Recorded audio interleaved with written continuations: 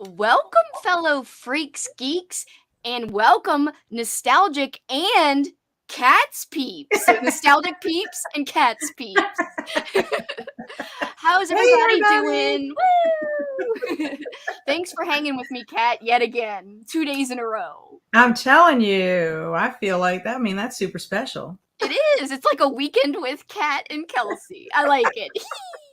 I'm telling you, it's awesome. It's awesome, but also awesomely gruesome and sinister because today, specifically, we are talking about some fun horror movies and some not so fun horror movies that we watched during the month of December. Not only in honor of Christmas Evil, the Readathon, because I did show some of these movies on my Discord that we had created for Christmas Evil Readathon, and a lot of people watched along, which made some terrible movies a little less terrible, kind of, a little more bearable, should I say. Um, but we always have a Christmas movie marathon. This is our third year, I believe, having our little Yes. Christmassy, wintry marathon that we do every year. Yes, because we actually started doing our little fun list marathons in the fall of 2020. Yep. Gosh, I So can't believe it's been like 3 years. I know. It's awesome to me though. No, I love it. I love it. I can't wait for year number 4 this coming December. We've got a long way to go before then. So before we look ahead, let's start looking back and talk a little bit about what we watched. I do want to welcome everybody first before we dive Hey, in. everybody. Hi, cool gamer. Halko is here. Your boy Halko. My kindred spirit. Yes. Arlene. Hi, Arlene. How you doing? Rainy City, UK. Married a Witch from the 40s was the best Christmas movie. We watched fantasy rather than horror. I've never heard of that. I will Never have to heard of check it it either, out. but we should put that on our list for We sure. should. Sarah Ann, hi. How you doing? Hey. Melissa's here. Hey, Melissa. Hey, Book Obsession. So glad you're here. Good to see you again. Melvin the Cat. Hi, everybody. Hope you saw Melvin the Violet Night. cat. I like that name, Melvin the Yeah, cat. Melvin the cat. Do you remember Felix the cat? Yes. Felix the cat, the wonderful, wonderful cat. Anyway, yes, Felix the cat. But Melvin the cat, he wants us to talk about Violent Night. Well, guess what? We did watch Violent Night. Violent Night. I can't wait for when we have to talk about that one I know, me because too. So so good. good. Yeah, it's kind of a spoiler because we liked it, obviously. Hi, how you doing? All right, Kat. So first we'll talk about the first movie you watched. And I was not, this is not my first movie, but I'll talk about the other movies that you didn't watch, just like you're going to talk about a few of the movies that I didn't watch along with Right. you. But let's talk about our first joint movie, which was The Ginger Dead Man. And I Yes. have my wonderful, I can't never do this Yay. right, my wonderful horror movie logbook, courtesy of Kelsey. I'm so glad you like it. I love it because you could put all these notes. I was showing Andrew today. He's like, "What are you doing?" I was like, "I'm updating my book." And he's like, "Really? Like it's a movie book?" I was like, "Yes, but it's horror movies." And I was explaining. He thought it was cool too. Yeah, I love how you can like circle certain things so Mm-hmm. that if you don't want to write something out, like say you don't have a lot of time in the moment while you're watching it, you could just circle a few things. Like it even is like, would you recommend it? Yes or no? And I love that. Right. Yes, So, I agree. Well, let me just say about Ginger Dead Man. No, you're going to be surprised by this. oh God. It was the first movie on my list of horror movies for Christmas. So, of course, when I see it, it's terrible. And I'm like, oh, this definitely deserves a half star. It's awful. Like, I'm even thinking Christmas Evil has more merit than The Ginger Dead Man. Of course Christmas Evil is I mean, better. Come pretty on. much the only redeeming grace about the whole entire movie is that Gary Busey's in it. But with that being said, I watched a funky movie after and a couple of other funky movies that I'm like, Ginger Dead Man has to have a higher rating because Yeah. even though it was bad and cheesy and corny, it wasn't as bad as these other movies. So I could not give it the same rating as these horrible ones. So I must admit that watching it in Discord with other fellow Xmas Evil, community members made it a lot better. Okay, I will admit Of that. course it did. Yes, because you could you could laugh and kind of see, I don't know, just made So it different. when you say it's bad, you mean it's so terribly bad that it's amazing. Yeah, that's what Well, I I mean. mean, it's so ridiculous. Okay, It's first of great. all, Gary Busey plays this serial killer named Milford or Milmerd or something like that. And he's so horrible and he gets the death penalty. He dies, he's ashes, and somehow he gets mixed in with gingerbread spice mix and becomes this like ginormous gingerbread man, but he's really ginger dead man because the ashes are in it. And Well, I'm not only like, the ashes, but blood was mixed in with the dough. This is like the worst bakery of all time, which in the movie, the bakery is about to be closed down. But I was well, like, no wonder they're going out of business. They're making, like, they're like, oh, we're going to spend all this time, like, making this freaking dough. And they make a ton of dough. And, like, they make one cookie. And the cookie is the weirdest size you could ever make for a gingerbread cookie. It's like medium large. Like, it's not like life size, like, you and me. right. It's not little like a normal gingerbread person.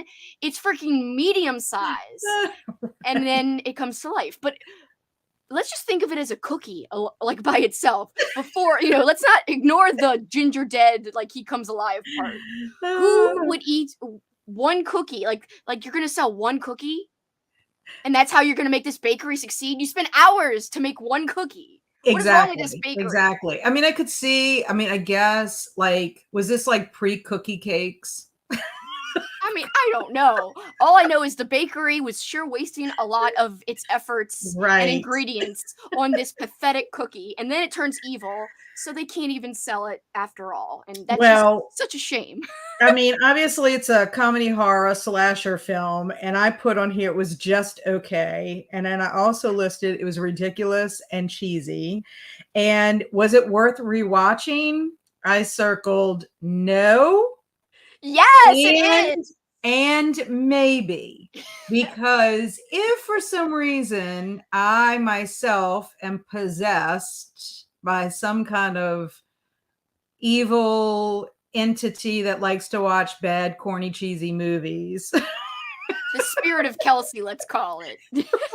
If you're possessed by the spirit of Kelsey, The spirit of naughty Kelsey. yes, or corny Kelsey, because I love Right.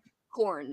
So Corny movie. what did you give it for star rating? I'm just curious before I give mine. I didn't give any of these movies star ratings, but I can give you one off the top of my head right now. I think it's a 5-star bad movie. Honestly, truly do. It's one of my favorite bad movies, and it was my second time watching it. I'm the one who pushed for that movie to be on the Discord because I thought it was going to be so much fun to watch with people. And if people are looking for a great bad movie to watch with friends, I think this one would really take the cake because it's one that you could have a lot of back and forth with. You could laugh, you could rewind parts, and just, scoff at how absurd it is. And like Rally Reviews says right here, compared to some of the other bad movies, it was pretty good. Well, I Hell do yeah. agree, but I do think like there are some parts I'm just like, I mean, the guy, the dad, gets killed by a car. He smashed against a building, and the daughter is just like, "Oh, that's sad. Have a nice day." No ambulance is called. Nothing is done for the man. It's just It's great. She takes his hat too. the acting is terrible. I mean, That's one of the best parts is how bad the acting is. yes, I agree. Or, But the best worst parts. the I don't only know. reason I even watched this movie was because you put it in Discord for the, Christmas Evil Readathon, because I was like, okay, if I am going to be tortured, I might as well be tortured with a group of people that I like to spend time with. I love that thought process. Hi, Crystal. Hey, Crystal. But I did give it 2 stars. So you bumped it up from a half to 2. That's pretty I high of a did. I mean, bump. because after thinking about it, that's the one reason why I don't give my star ratings in my book until after I've looked at everything in a marathon overall, because I kind of feel like, because look at what happened with Christmas Evil. You wound up. You wind it up. You wound up raising the rating. So English, I know it, I swear. Anyway, so that's my feelings about the Ginger Dead Man. My feelings are I recommend it if you like, good bad movies. And Rally says, was so bad, but enjoyed the Ginger Dead Man for sure. Watch it with friends, laugh and mock. I will watch it again. See? Well, See? and actually, I mean, I'm kind of surprised by the ratings, honestly. IMDb, it's a 3.4 out of 10, which I guess those people feel like me. Rotten Tomatoes have no critics that have reviewed it, but the audience is at 28%. But Google users, it's 56%. And I'm surprised by that it is that high. But I think that if you get a group of people who just want to watch a really cheesy, corny, bad horror movie, that's why that rating is as high as it is. I mean, honestly, it is a lot of fun, because I literally laughed it out loud at so many parts, and Andrew was making the funniest jokes. Guys, check out his YouTube channel. It Came From the Page. That's the channel. It Came From the Page. And he was making the greatest jokes during the movie, and it was just wonderful. It was a great time. By the way, hi, Amy. How you doing? Hey, Amy. So I am personally recommending the movie we're talking about right now, which is Ginger Dead Man, but only if you like bad movies that are fun to laugh at. If you don't, then I would skip this one. Yeah, and also too, another thing that I have discovered about myself with doing these marathons is that a lot of what fuels my star rating, I'm noticing that I probably need to go back and watch some of the ones that I gave low ratings to in the past.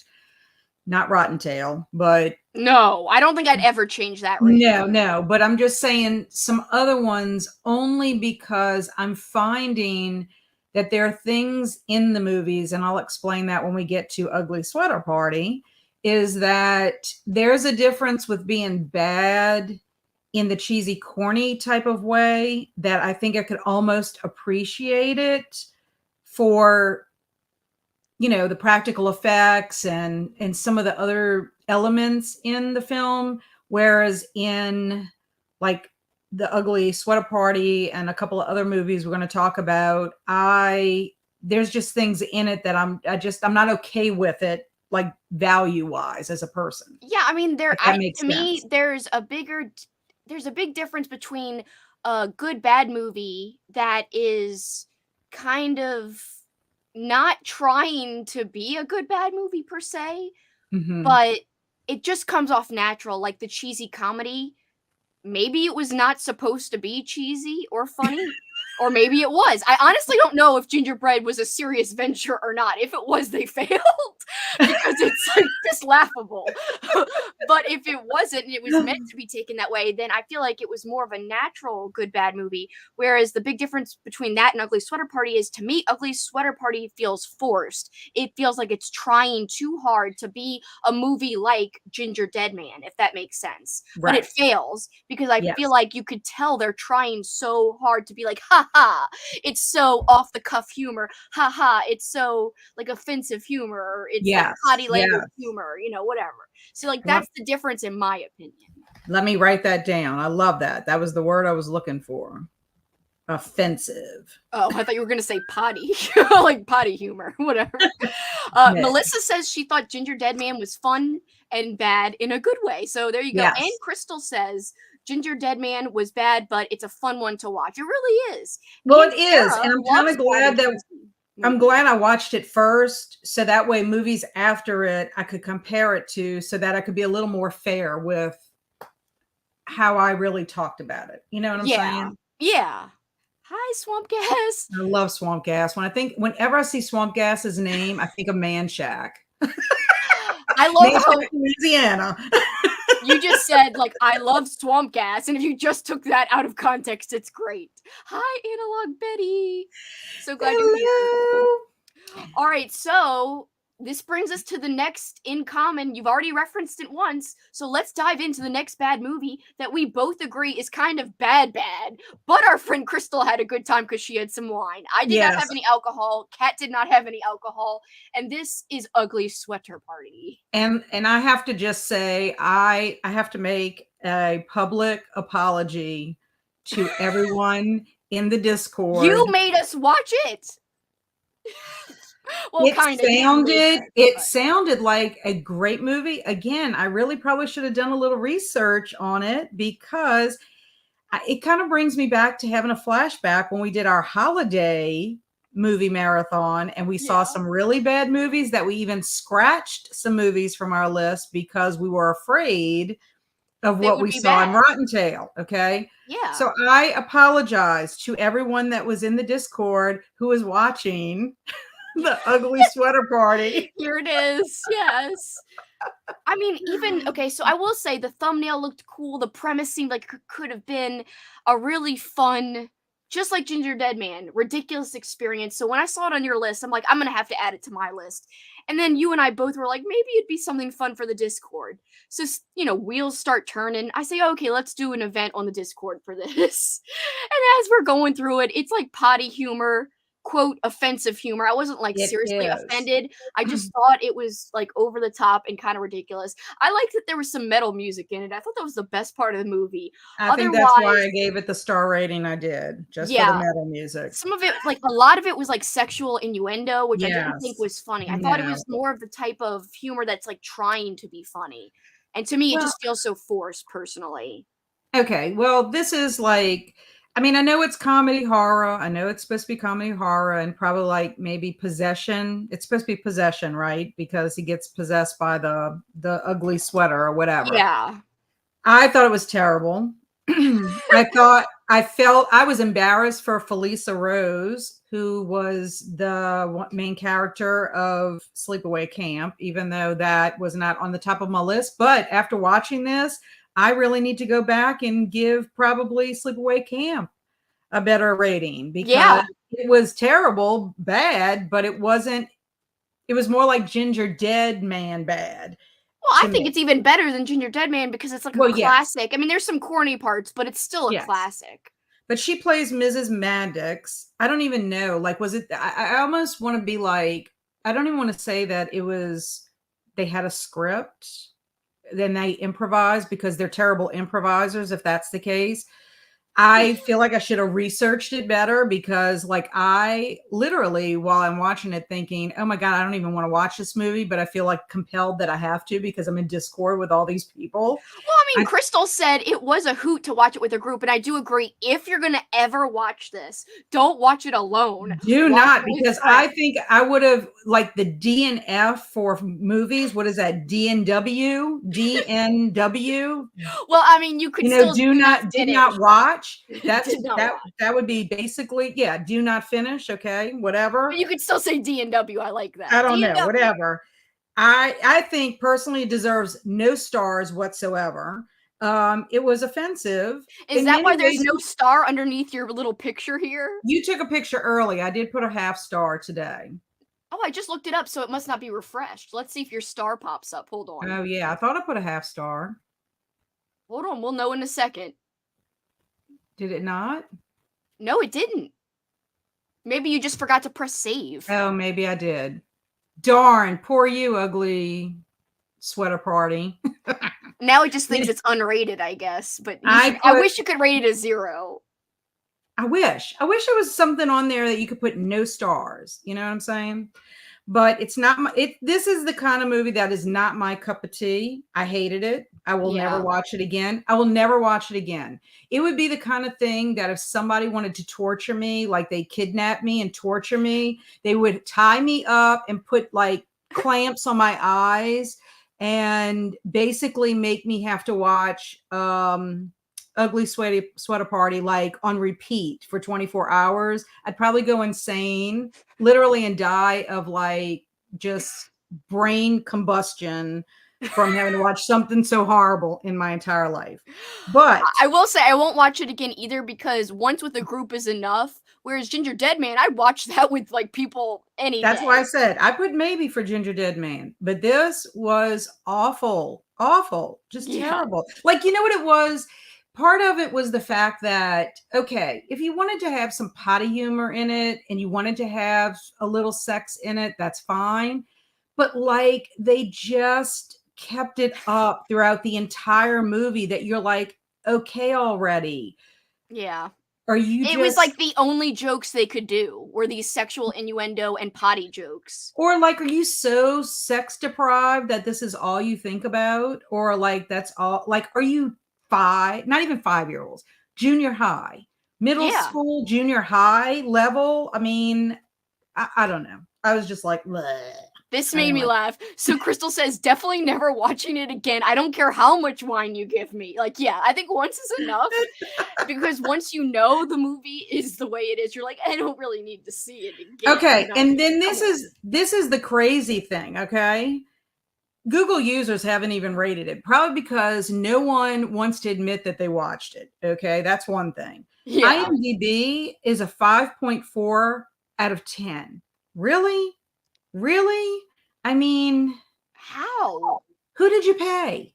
Who did you pay to write those reviews? Okay. Rotten Tomatoes, 2 critics. No one in the audience rated it. 2 critics. One gave a 2 out of 10 and one gave a 6 out of 10. How a How 6 could they out of give a 10? 6? How? The 2 out of 10, I can understand that. Although I would have given a half out of a 10. I would have put 0 out of 10 because you could probably put a 0 for that. Yeah.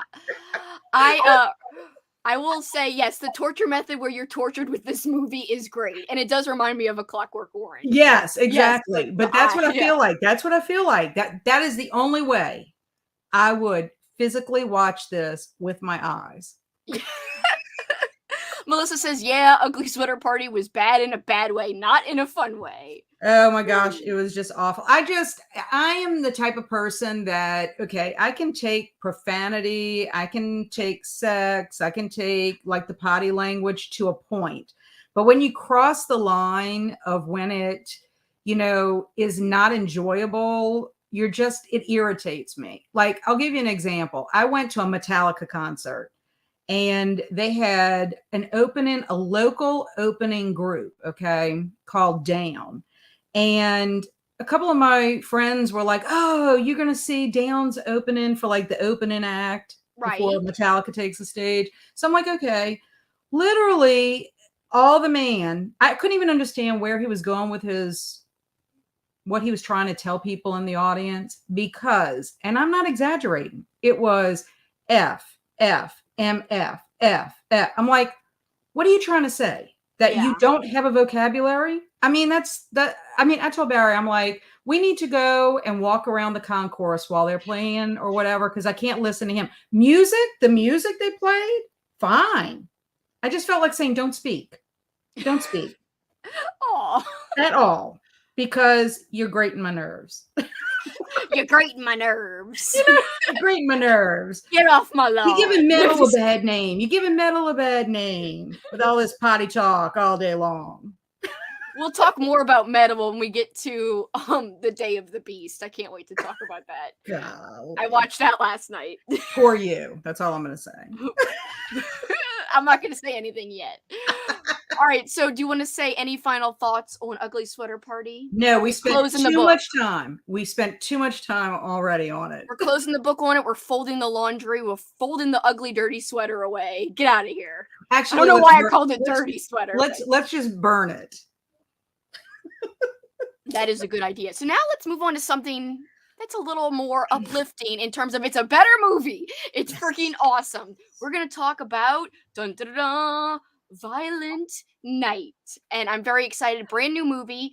I saw it in the theater with my boyfriend Paul. You saw it in the theater. Did Barry go with you? No, I went all by myself. No one wanted to go with me, so I went all by myself. Their loss. This was such a good movie. I loved it. Right. Well, Barry was out of town and we had so much going on the weekends that there was no way for us to go see it on a weekend. So I went like on a Tuesday because, AMC theaters have, $5 movies or they have like a discount if you're a member or whatever. So I went to go see it. I don't mind going to the movie theater by myself at all, because I mean, basically you're watching the movie. I mean, it's fun if you can go with somebody else too, but I'm okay with that. But Barry will watch this movie because once it's streaming or whatever, we'll probably watch it again next year during the Christmas time, just so that he can see it, because I think he would love it. I think I he would loved like it. it too, and I think you both would like Fat Man. So anyone here watching who liked Violent Night, I think you will like Fat Man, which isn't really, it doesn't scream Christmas like Violent Night. Obviously, he looks like he's Santa. The name itself kind of screams like it's a spoof on Silent Night.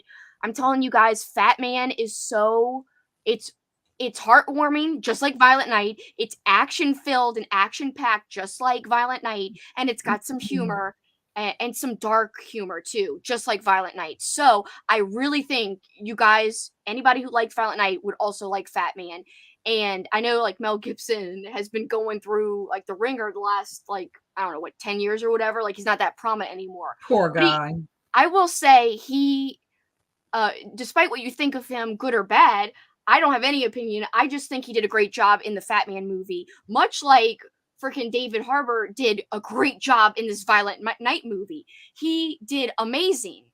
So yeah, I think both movies were well acted, but I just wanted to shout out Fat Man because it's I very, put it very on my list. I'm making a list because, and I think I'm going to go on Letterboxd today because I still have to watch Frozen. So I'm going to go and put that on. I'm going to start creating my Christmas list. You should, So while that these way movies are it's on fresh. there. Yes. So it's on there on next year because I forgot about it and I should have remembered because Also, you remember loved to it. add Advent Calendar to this list if you're Yes. making it today because you Yes. will like that Advent. too. Yes. And that one, Advent seriously, calendar. you need some movies that will not get you in a slump next year. Not that Well, this did, but no, but what happened was I watched Ginger Dead Man, then The Ugly Christmas Sweater, then I watched another bad movie that I was getting kind of depressed that like that's 3 strikes you're out. Like, is this going to be my whole list?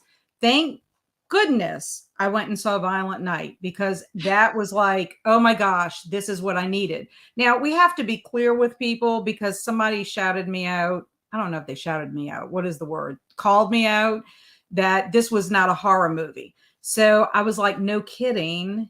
It's a action movie with horrific consequences. I would still put it in the semi like Fat Man's the same way. There's horrific elements. It's not really a pure horror Right, movie. right. It's an action movie with, fun horrific elements. Exactly. So while it may not be a true like horror movie in the sense of like other movies that's on our list, I still would watch it in my 12 days of Christmas horror because like you said, there's horror elements in it. There's a lot of blood and awesome kills. And I mean, I loved it. I didn't even feel like you were in the movie theater as long as you were. I mean, how long is this movie? It didn't feel like it was 112 minutes. yeah, it just didn't to me, it went fast from beginning to end kind It of did thing. go fast, and I just love the humor in it and how kind of disgruntled that Santa was, and it was so unique, and the way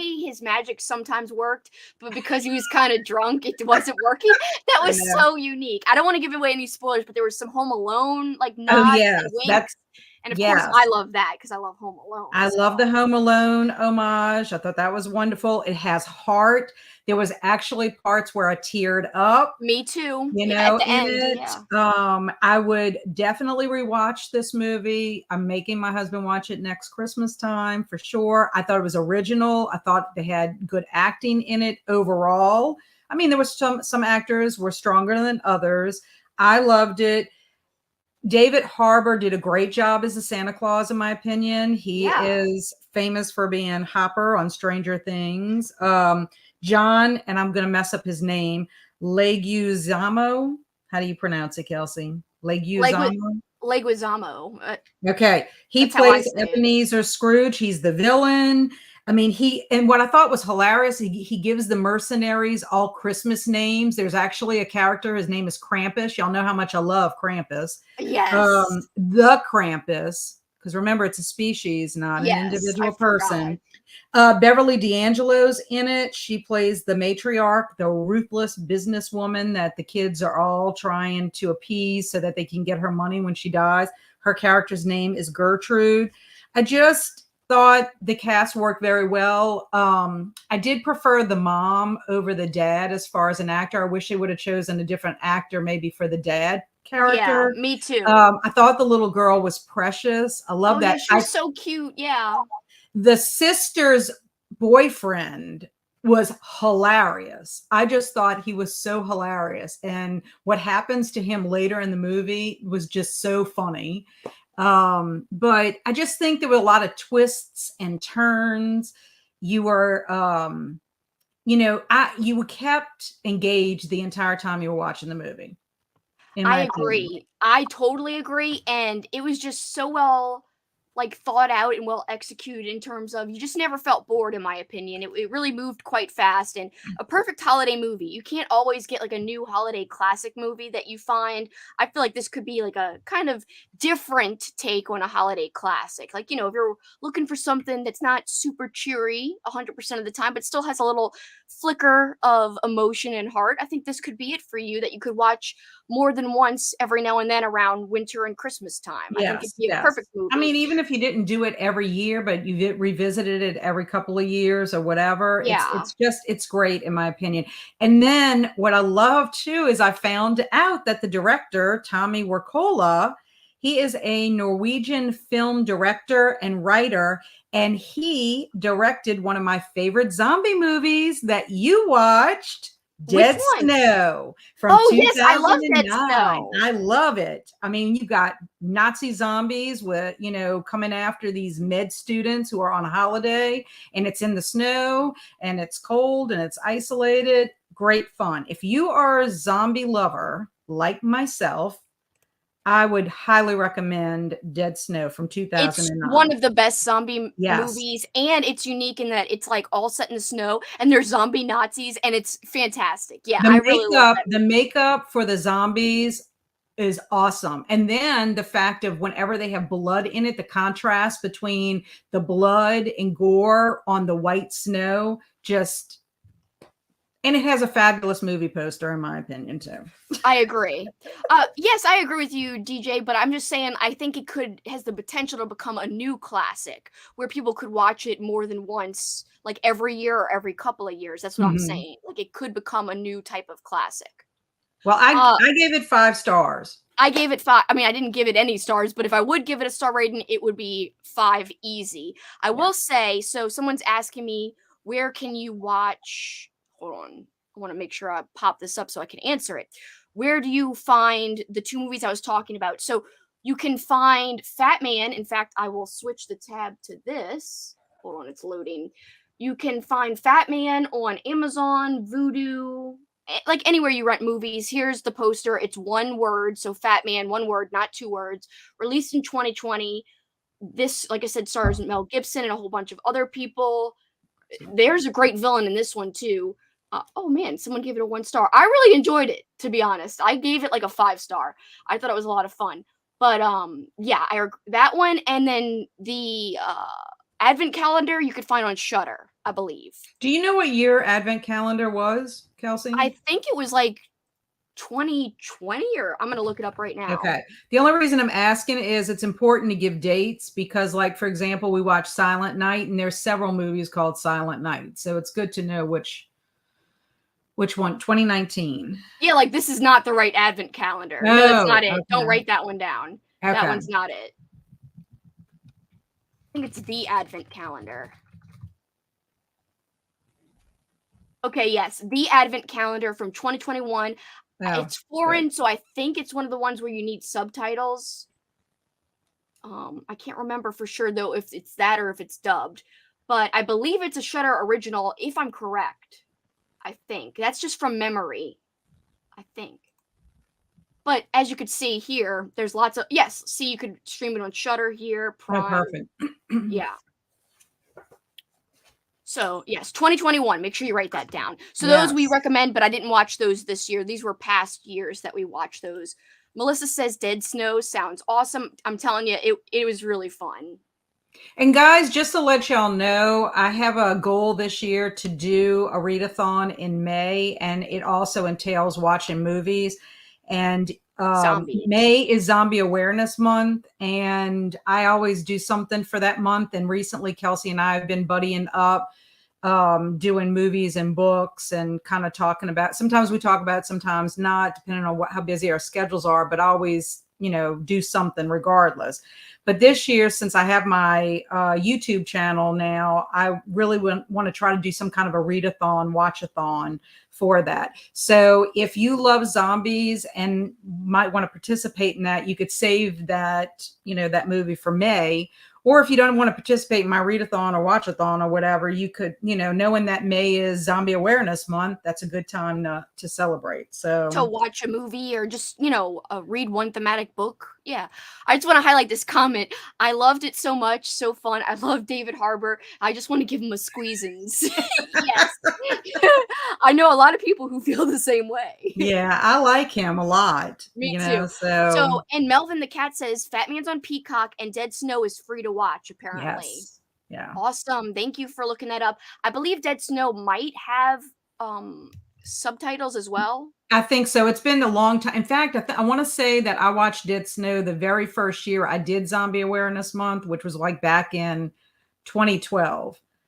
I think that's when I did it the first time, was in 2012. And I tried to watch as many zombie movies like from beginning, like throughout like decades or something. So Melissa says the readathon in May sounds fun. Yay. I'm excited about trying something. All right. So we talked about some bad things. We talked about flipping a great movie. Now let's talk about, in my opinion, a weird movie. You must, I was going to say, you must be talking about Puka. It was so weird, but it is kind of fascinating. It kind of comes together at the end. You do spend the whole time, honestly, a little bit confused. As you can see here, this is the character of Puka here that I have my mouse going over. He's in this little costume. Kat, take it away. What do you have to say about Puka? Well, Puka, fantasy horror, more mythological. I think it made me think a lot more afterwards. I'm still kind of thinking about it. I found it to be sad and heartbreaking. It was a movie too that I kind of teared up in. It makes me want to learn more about the folklore, the Irish folklore surrounding this creature, and it gave me those Donnie Darko vibes. That's a good comparison. That's a great comparison. I found it intriguing. It was dark. I loved it. There was parts that were confusing. I admit I had to go and kind of research after to kind of am I thinking correctly with the way this is working out? Paul and I looked up articles after as well, because we were a little like, what was the meaning? We thought we understood it just like you, but we wanted to confirm what other people thought, and we kind of basically were on the right, I kind of missed the mark a little bit. I missed the mark a little bit on it, but then once I realized, I was like, oh, that makes sense. Puka's the kind of movie that I will go back and watch again, because now that I've done a little research and I know kind of what they're going to do, I can watch it again with those eyes looking specifically for when it happened. But there's a part 2, I think. Oh, is there? Well, this is supposed to be part of an anthology of some kind of a show. This was like an episode or something on it. So I just need to do a little more research on it, but I enjoyed it. And just to give you a little information about a puka, in Irish folklore, it's considered a phantom fairy creature. Oh. It's featured in Celtic folklore and fairy tales of Ireland. It's often thought of as an animal spirit. It's known for its cunning and wily, as well as lies and deceptions. It's considered bringers of both good and bad fortune, and it could help or hinder your community. Wow. So I went and looked in a book that I had that is related to the Spiderwick Chronicles, and the picture of the puka is different, and they spell it Phooka. So from what I'm understanding is there's very many variations of how it's spelled, but that's kind of the premise of it. But I gave it 3.5 stars. I'd probably give it a 3.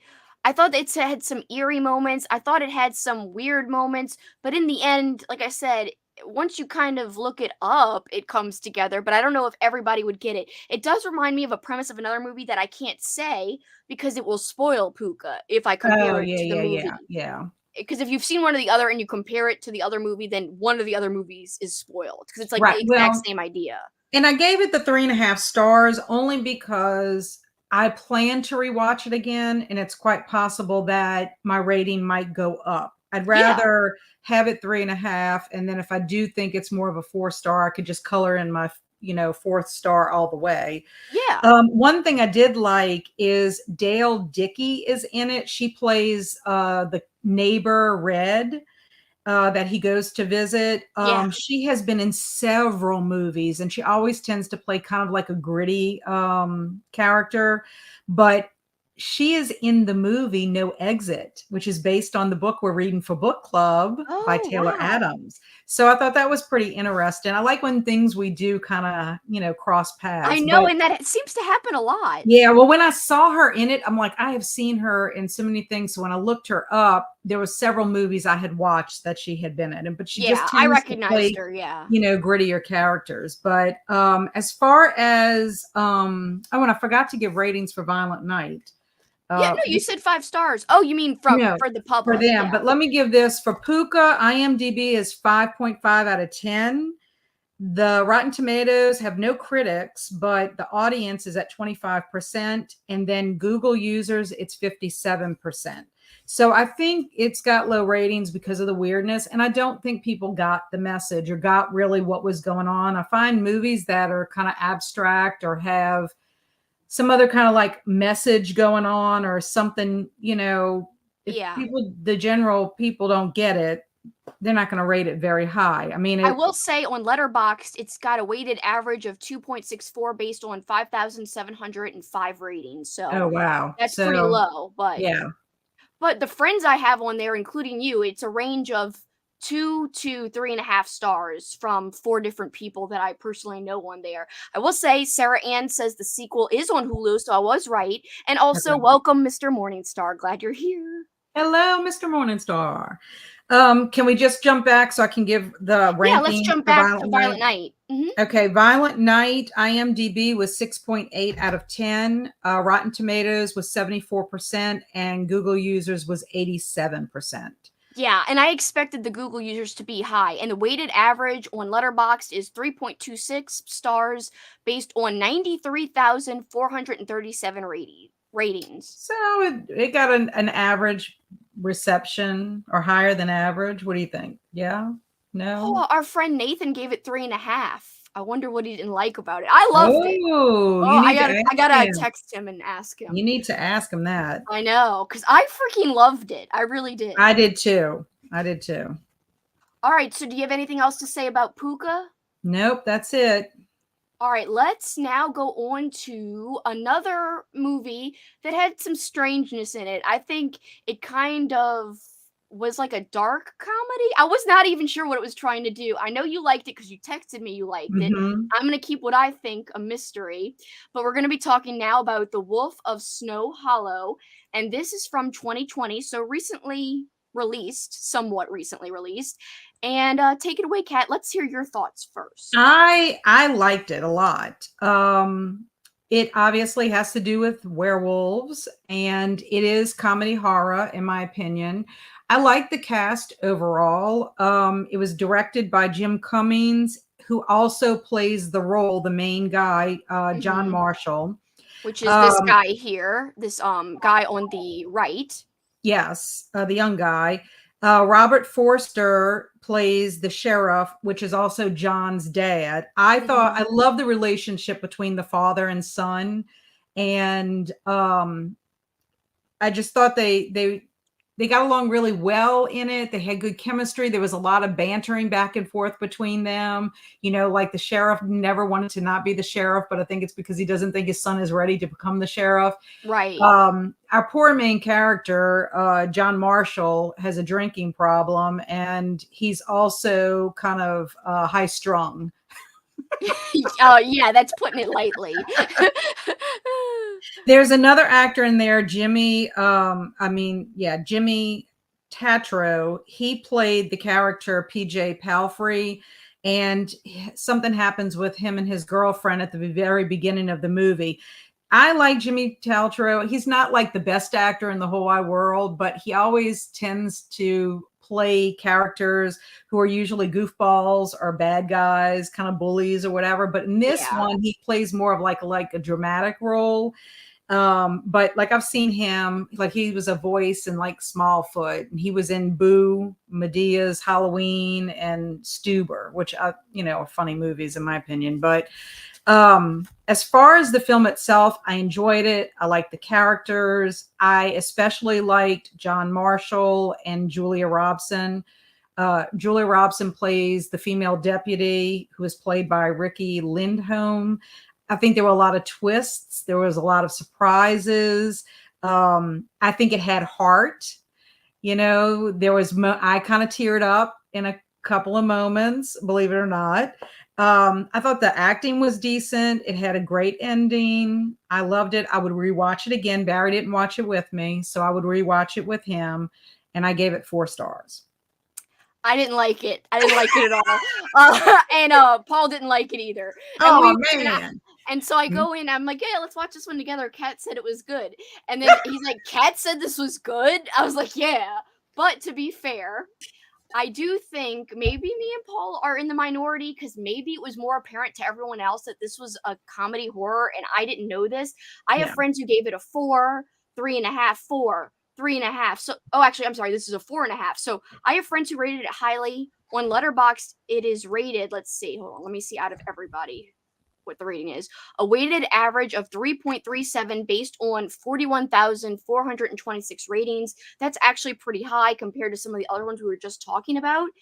I don't even know. I guess I would give it a 2.5 or a 3. I would never watch it again. I thought it was trying too hard in its comedy. I just did not like it.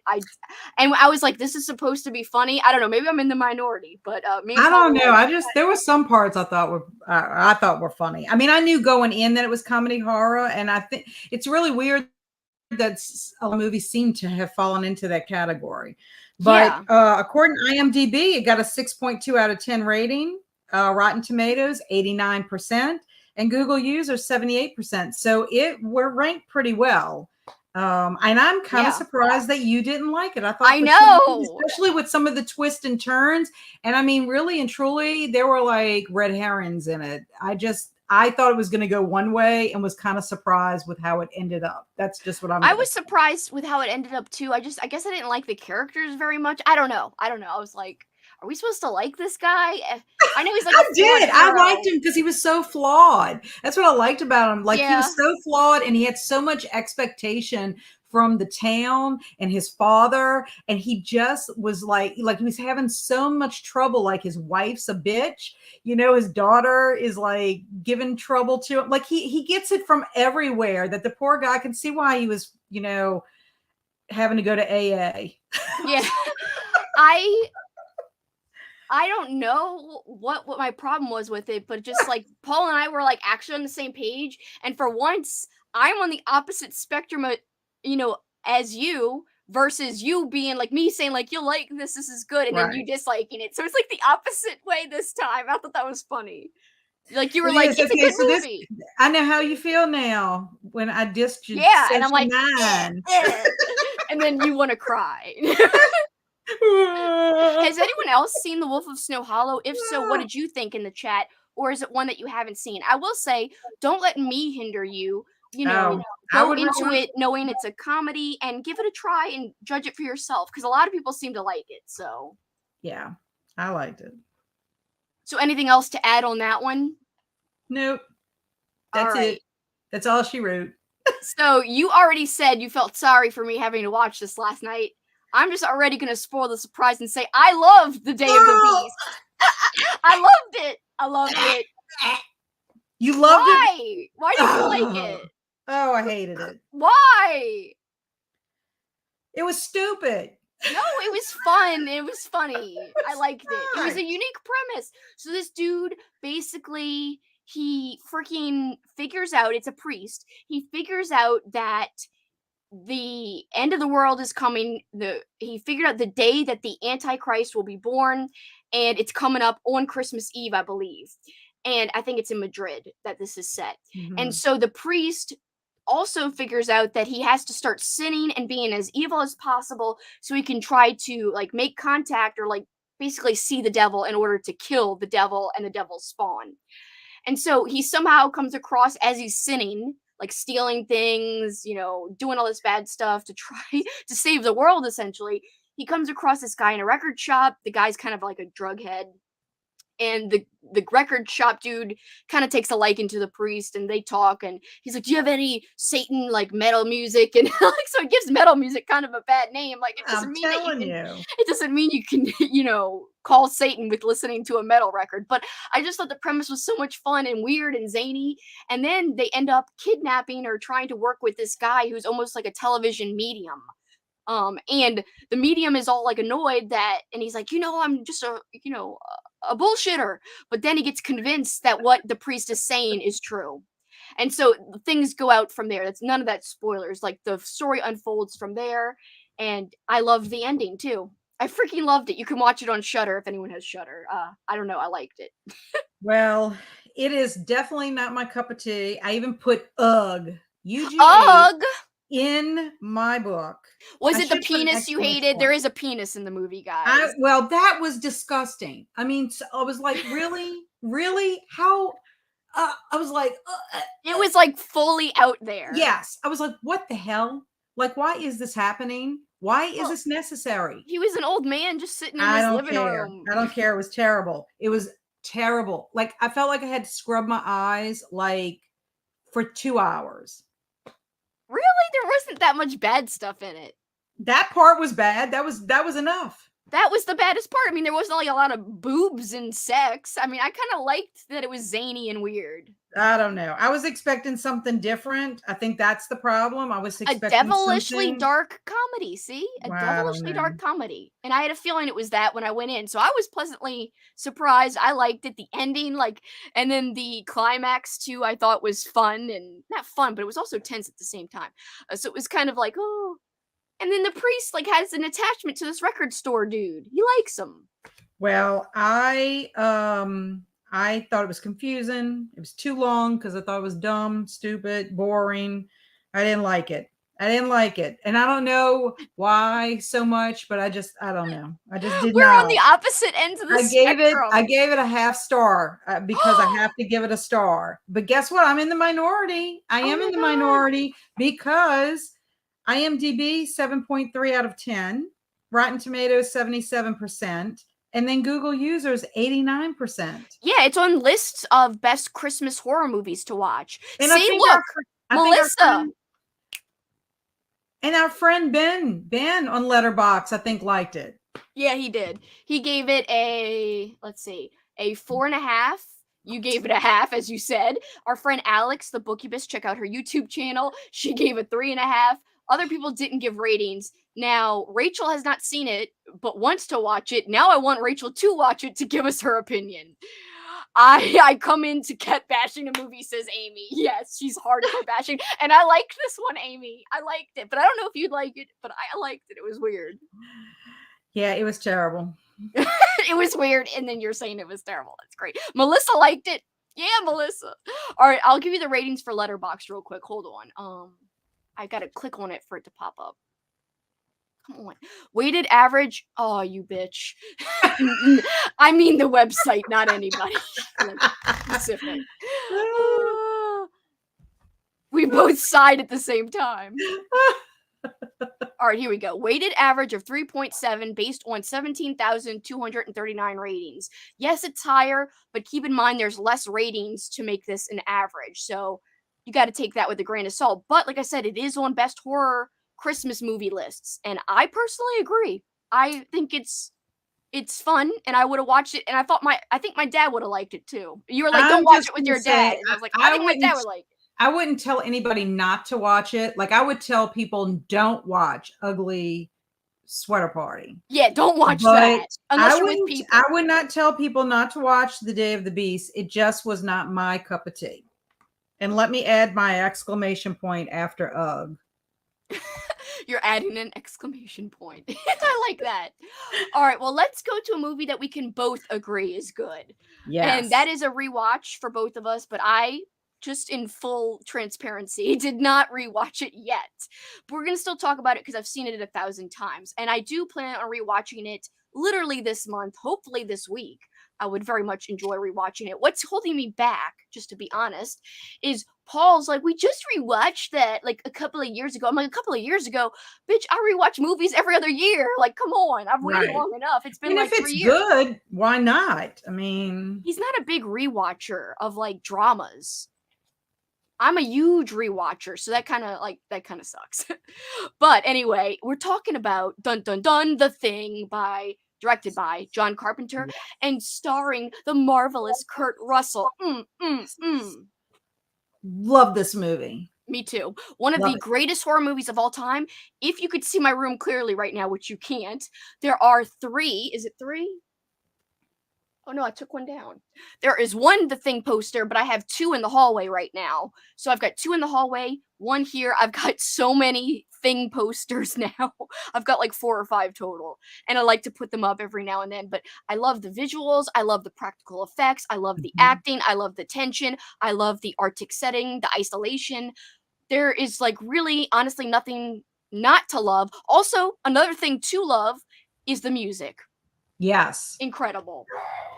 Okay, well, of course, we know that the wonderful John Carpenter is that director.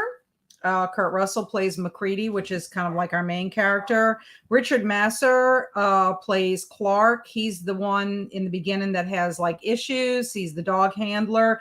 And I know why I wanted to look him up, Kelsey. It's because he played the adult Stanley Uris in It, the 1990 version. Oh, okay. That is, I kept thinking I have seen him recently, and it's because we just recently saw him in that. What's his name one more time? His name is Richard Masur, Masur. I might be mispronouncing it. Okay, yeah. I see it. But you know, for me, it's science fiction. It's more sci-fi horror. It's disturbing. It's got a good amount of gore in it. I too thought they had terrific practical effects. I think it's perfect for winter watching. It's isolated, cold. It's eerie. I personally myself would probably go crazy if I was stuck in a situation like that, just in general, without having some weird entity, alien thing there.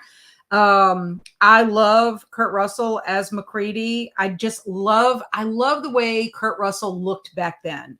He was just so, like, it reminds me of like the Escape to New York, you know, how he looked all during that time period. But I think he's a fabulous actor. Kat, you didn't hear this, but on my Patreon, guys, I launched a Patreon. We're going to be watching Overboard, starring Kurt Russell. Oh my God. It's a romance, but I love it, honestly. I love it, but I think Barry and I have probably seen Overboard about 250 times in our lifetime. I've seen it a lot too. Because when we first got like HBO or whatever, it played like almost every day for like months, it seemed like. And it was like, what's on TV? Overboard. You know, it was just like it turned into a joke. But Barry and I rewatched this one together. To me, it's a classic. Terrific cast. It's so suspenseful. I gave it 5 stars. I would definitely rewatch it. When I was watching it, I was like, how come I waited so long to rewatch it? So I'm so glad that you were rewatching it. IMDb gave it 8.2 out of 10. Rotten Tomatoes, it's 84%. Google, 87%. And I didn't get to do as much research on this one. I just ran out of time. But I have to say, I was shocked. And Kelsey and I were talking about this before we, started the live stream. John Carpenter was proud of this film and looked at it as like one of his favorite films that he had made. But according to an article on Den of Geek, written back in June of 2018, the title of the article is John Carpenter's The Thing had an icy critical reception.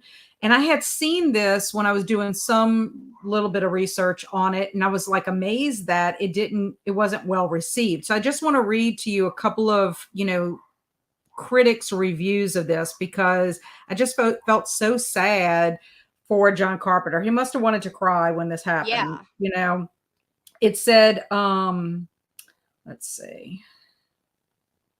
It says, writing for the New York Times, noted movie critic Vincent Canby described the movie as foolish, depressing, with its actors used merely as props to be hacked, slashed, disemboweled, and decapitated, finally to be eaten and then regurgitated. It is too phony to be discussed, and it qualifies only as instant junk. Okay. Time magazine dismissed The Thing as an exercise in abstract art, while Roger Ebert, in a slightly less aggressive review, described it as a great barf bag movie, but maintained that the men are just setups for an attack by The Thing. Let's see. What was the other one? In science fiction magazine Starlog, critic Alan Spencer wrote, John Carpenter's The Thing smells pretty bad. It has no pace, sloppy continuity, zero humor, bland characters on top of being totally devoid of either warmth or humanity.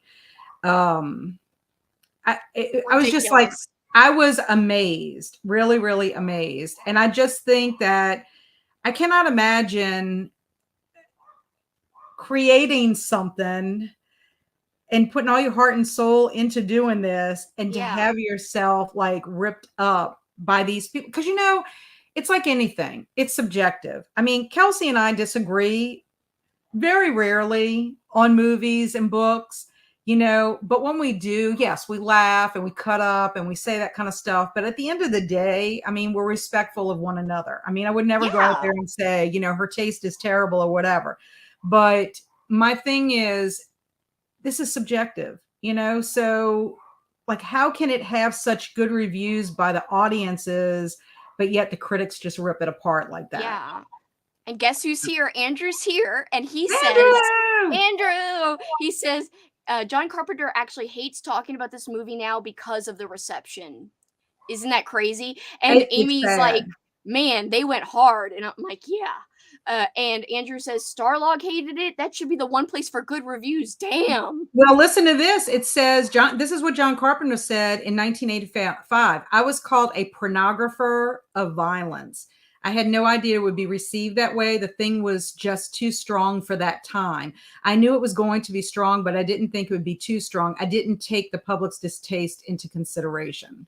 But I think, and that's what it says, with the growing passage of time, it becomes easier to see the criticisms aimed at The Thing as being among its most positive attributes. But I think that it has value. I mean, I think that it, as far how if someone could watch that movie and be like, it was trash. Like, how could someone think that? I don't understand. I don't know. I liked it. I felt I hadn't seen The Thing. I can't even remember the last time we had seen it.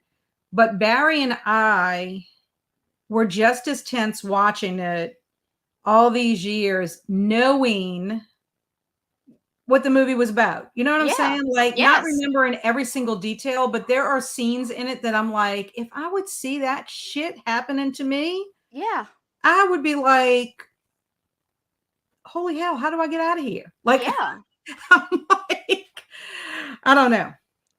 Arlene says she saw it. She saw it at the cinema when it came out, and then went the next night. Can still hear those dogs barking. Yes, it wasn't well received there, like, you know, in the UK either, which is so weird. It's such a bummer because, like, you know, when I see bad CG, like in movies today, I think, like, the one thing I think about is The Thing. And I'm like, you know, like that movie, practical effects, it looks so good. Like, why don't movies do that? Well, I mean, because, yeah, I guess they just want it to be CG for some reason. Why don't they do that anymore? And like, I get so like, The Thing was one of the best movies of all time. Like, and it uses practical effects. So that's like my one big comparison that I always shout out. It's The Thing. I mean, I liked it. I thought you know, like I said, I thought they had a really great cast. I just think sometimes too, when people go into watching a movie, and maybe even sometimes when they read a book or anything, watch a TV show, I try to remind myself, obviously, if I was really first of all, I would not have ever I would never have had a job like that. Let's just be real, like right there. Like, we wouldn't have had a horror movie because Kat Loyacano would not have taken a job like that. However, if I was in that situation, it's horrific. I mean, that just the isolation and the coldness and having to have something to deal with that you can't control, that you don't understand, and you're so paranoid, and you can't. That's the thing. The paranoia is scary. You Yeah. can't trust anyone. You don't know. I mean, that there's a whole scene in there where it's like, oh my God, you're like so tense. What are they going to discover, kind of thing, when they do this, test or whatever. I don't know. I liked it. That's all I'm going to say. I freaking loved it. It's one of my favorite I loved movies. it. I didn't like it. I loved it. I checked. Loved it. I think a lot of people universally, it's love. The critics are wrong. Get out of here, critics, you bitches, in a bad way. Usually I say bitch in a good way, but not this time. Get out of here. Well, you almost wonder what was going on in 1982 that they were hating on, John Carpenter and his movie. But I also, and I wish I would have had more time to look, it also was released around the same time some other movies were released. So I think those other movies were getting the love, honestly. So yeah. I don't know. By the way, thank you so much for the sweet comment. Thank you. Okay. All right, so now you want to move on to the next one, which has a little reason behind why we watched it. Oh, and so darn, I was going to bring my book for this, and I forgot it. Oh, our book that we read. Yeah. Yeah. Well, we'll talk about our book in 1 second, but the movie we're going to discuss, and let me put this as what we're sharing so you guys can see the little movie poster. So we will be talking about, and this is so hard for me to say, but I have looked up the pronunciation, the Dyatlov Pass incident. I hope it's right. Dyatlov? I think it's Dyatlov from 2013. This was kind of cheesy, I will say. That's what I think of it, but I thought it was cool to see so much of what we read kind of in the movie. So because I read a nonfiction book and so did Kat, because it was for our book club, we read this whole big long thing about investigations into the event that this fictional movie is based on. So Kat, give us the groundwork. What did you think, or do you want to tell them about the book, or how do you want to lay the ground? Well, I mean, we read the book. We read the book actually in January of 2022. It was our first book club choice. And actually Rachel was the one that recommended it. So, and it was our first nonfiction read as well. I enjoyed the book.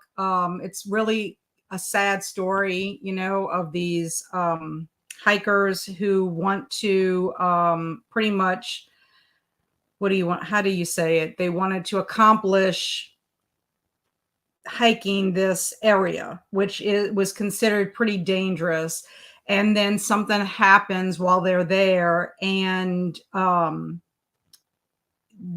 they don't really know what happens to them for a very long time. Because I want to say the incident happened in 1959. And so it wasn't until just recently that an American just became obsessed with the story, and he went ahead and kind of funded this almost all on his own. I think pretty much. I think he might have also gotten a grant, and then he ended up writing the book. Well, this movie, Devil's Pass, it goes by both names. It is more of like a found footage movie. It basically is about some young I guess they're in college. They're American college students, and they get a grant. And they want to go, and they want to kind of walk the path and kind of experience everything that the original hikers experienced, and kind of see if they can find answers as to what happened to them. So I liked that this movie was inspired by a true story. Yeah. Especially a story that I found interesting in general. I think that it was creepy. The ending to me was creepy. What you find out is the reason for what happens to them. I thought it was very, the situation was kind of off-putting to me. I'm just going to say that.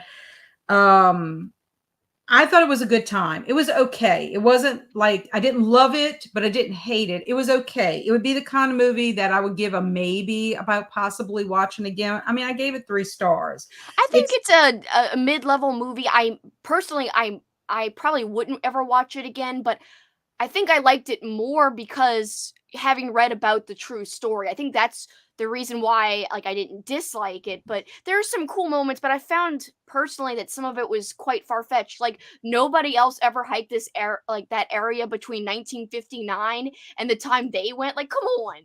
Like so these college students like, unearth things that like, were unsolved for years. And that just part was kind of silly to me. And I Well, it didn't like the was. effects either. But I 100% agree with you that I would not have enjoyed it as much if I wouldn't have had the true story. Yeah, and like because the book we read took a really deep dive into this incident, guys. Like Mhm. we're talking about, we saw the pictures in the back of the book. We knew all the hikers' names from the actual incident. Uh and we basically followed the author on his journey recreating the entire thing. So Mhm. we really spent a long time with this case when we were reading this nonfiction book. And so that's Well, why I think it kind of added to the movie, whereas other right. people who don't know all the backstory might not care about any of that as much, and they might be a little bit more critical because they're just looking at it like a movie, not I referencing think so. anything. I would recommend this movie, but with that being said, I would recommend possibly checking out the book or checking out maybe some articles or the true information about this incident first to get a general idea of what happened there before watching Devil's Pass. Just because Yeah. I think I think you would enjoy it more. At least that was my experience. I mean, IMDb gave it 5.7 out of 10, Rotten Tomatoes 48%, and Google users was 81%. So like I said, I enjoyed the book. I really enjoyed that one very much. Wait, let me show you And the book real quick since like I had almost forgotten the name, but I looked it up just now. So it's called Dead Mountain: The Untold True Story of the Dyatlov Pass Incident by Donnie Eichar. I will say the audio is a little dry cuz Donnie mhm. narrates it and he's not a natural narrator, but it is his story, so and here what is the And cover. what's fascinating about the story is they didn't know for the longest time. And like he goes to Russia and he gets his team and they're doing everything. And like the Russian government was kind of like trying to put obstacles in their ways at first because there was a theory that maybe possibly the government had something to do with it. It was just very strange circumstances of how these hikers were found.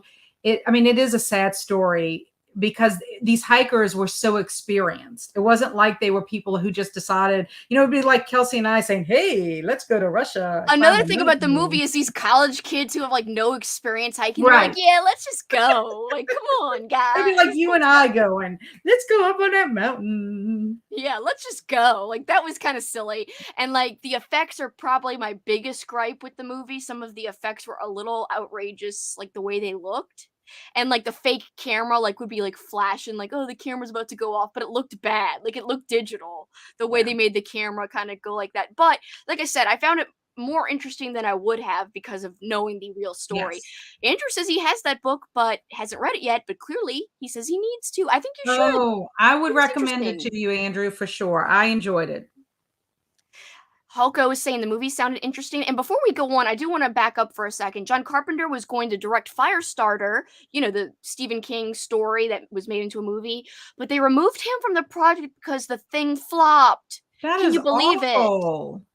And also, Terrible. Arlene has a good point. Maybe the downbeat ending of the thing is part of the reason why people have a big problem with it, or like the critics, or people in But the my public thing who don't like is it. don't you think those of you that have seen The Thing, don't you think that's a realistic ending? I Yes. mean, I just I can't like that's the thing too is like you can't always have a happy ending. My husband Yeah. has a friend that literally hates a movie if like a main character dies or if it doesn't have a really happy ending. I'm like that's not realistic. That's not life.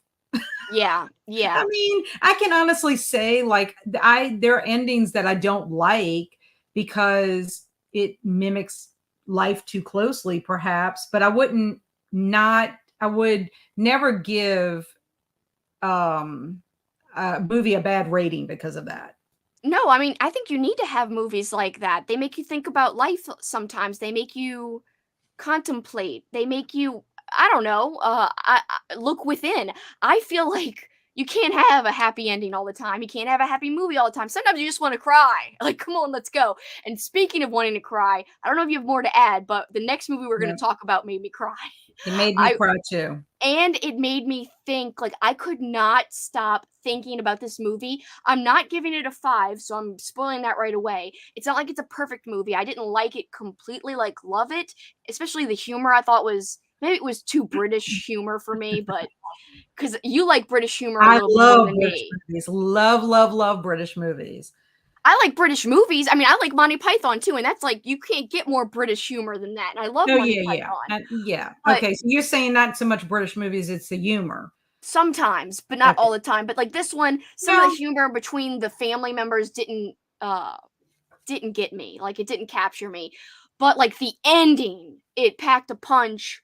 I cried. I was like, holy shit, like I don't know. I've thought about it the entire night after watching it.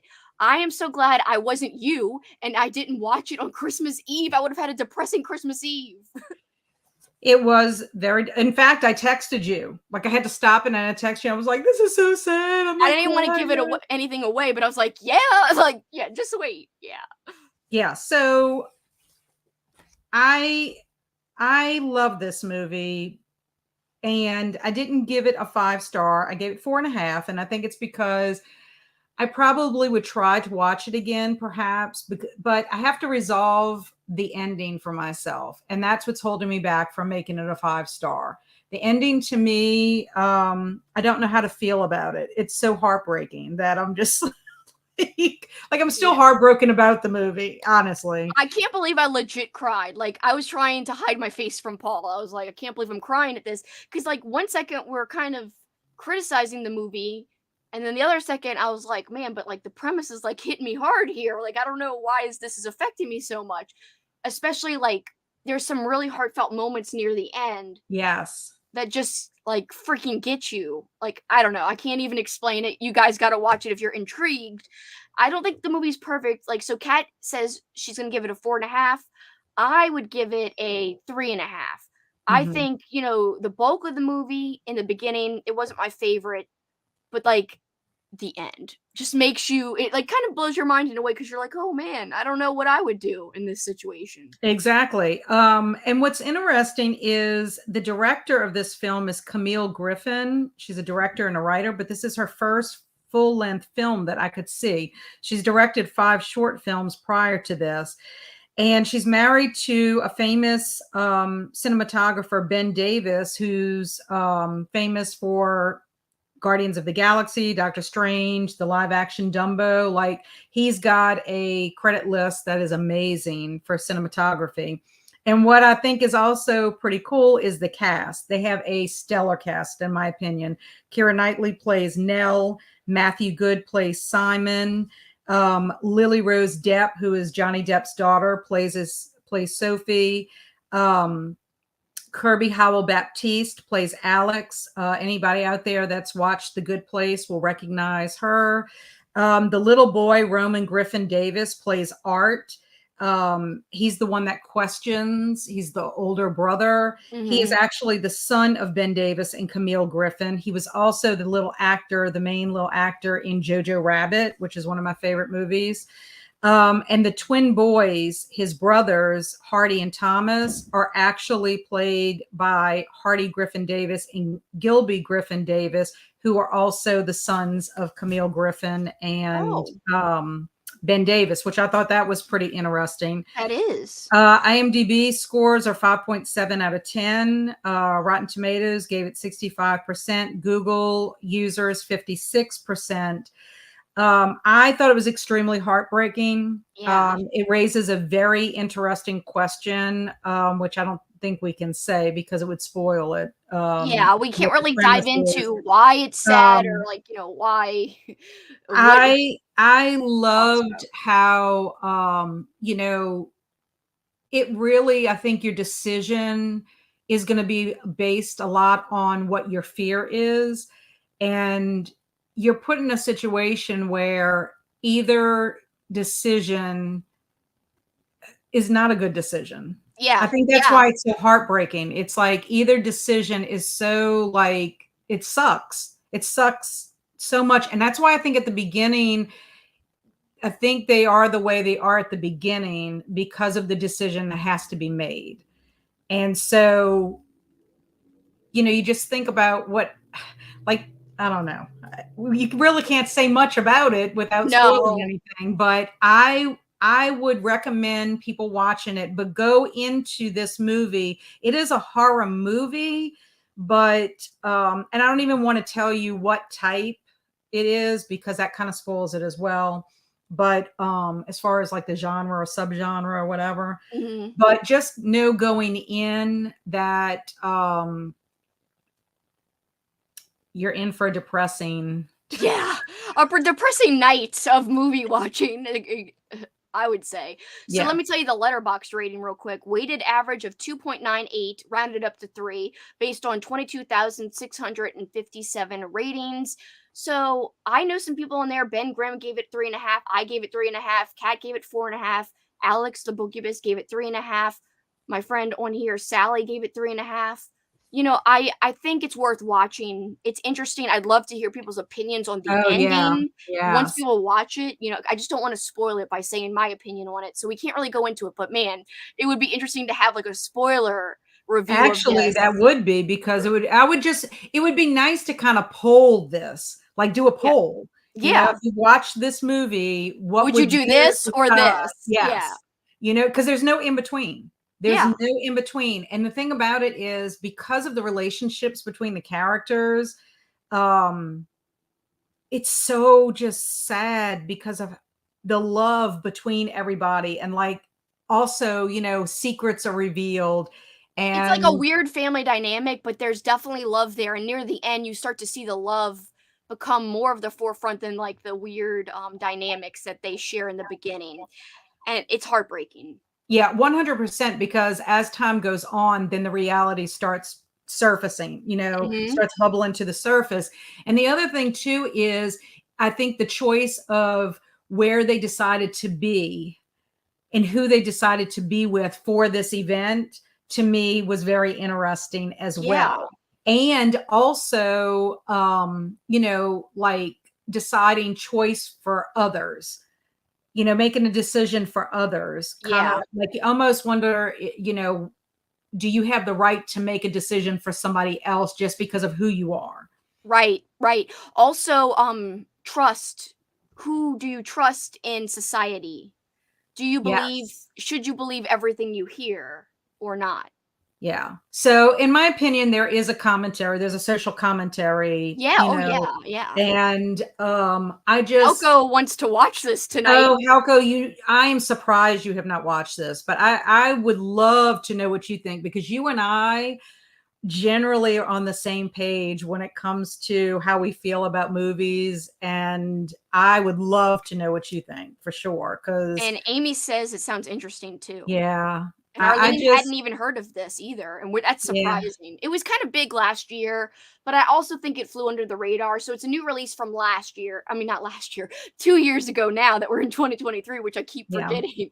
So it's from 2021, but I remember seeing it. We were already in Christmas, you and I, in our marathon during 2021 when I saw this, and I told you, remind me. But instead of like, just banking on you reminding me, I added it to my list for future And then that possibilities. reminded me. That's what Yeah. happened when I saw it on your list. I was like, "Oh yeah, I got to watch this movie."